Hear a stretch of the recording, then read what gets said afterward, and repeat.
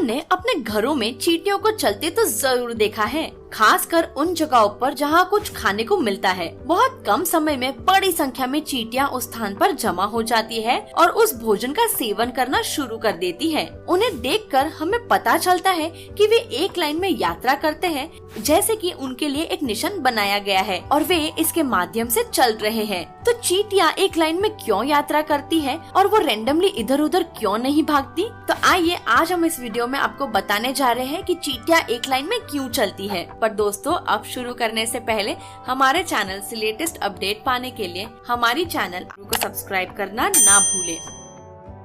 पहले जानते हैं चींटियों के बारे में। एंट्स एक सोशल इंसेक्ट्स है और बड़ी कॉलोनीज में रहते हैं। हमें अक्सर लाल चींटियों को अपने घरों की दीवारों के अंदर अपने कॉलोनीज का निर्माण करते हुए देखा है। वे भोजन की तलाश में बड़ी दूरी तय करते हैं और इसके अलावा वे किसी भी मैप या नेविगेशन का उपयोग नहीं करते हैं और केवल रास्ता खोजने के लिए अपने खुद के मैकेनिज्म पर निर्भर करते हैं। तो वे एक लाइन में कैसे चलते हैं? फूड सोर्स से घर लौटने वाली चींटी ट्रेल फेरोमोन्स को छोड़ देती है, जो कि अन्य चींटियों द्वारा स्मेल किया जाएगा। वे इस निशान का फॉलो करेंगे और इस तरह घर लौटने वाले प्रत्येक वर्किंग एंड्स को अपने अब्डोमिनल ग्लैंड से ट्रेल फेरोमोन्स जारी करना होगा। जब तक फूड सोर्स मौजूद है, तब तक ट्रेल्स फेरोमोन्स की सीक्वेंस बनाए रखने में मदद मिलेगी। एक बार भोजन के सोर्स का सेवन करने के बाद लौटने वाली चींटियां रास्ते में कोई ट्रेल फेरोमोन्स नहीं छोड़ेंगे और लास्टली ट्रेल फेरोमोन्स के सीक्वेंस फीकी पड़ जाएंगी। वर्कर एंड्स पाथ को फॉलो करना बंद कर देगा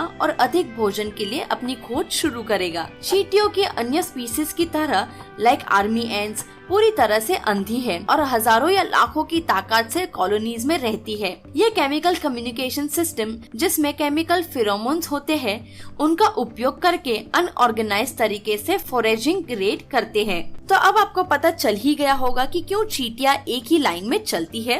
तो अगर इससे जुड़ी आपके पास और भी कुछ जानकारी है तो हमें कमेंट सेक्शन में जरूर बताएं। और अगर आपको यह हमारा वीडियो पसंद आया होगा तो इसे लाइक, शेयर और सब्सक्राइब जरूर करें। और अगले वीडियो तक के लिए अलविदा दोस्तों, धन्यवाद।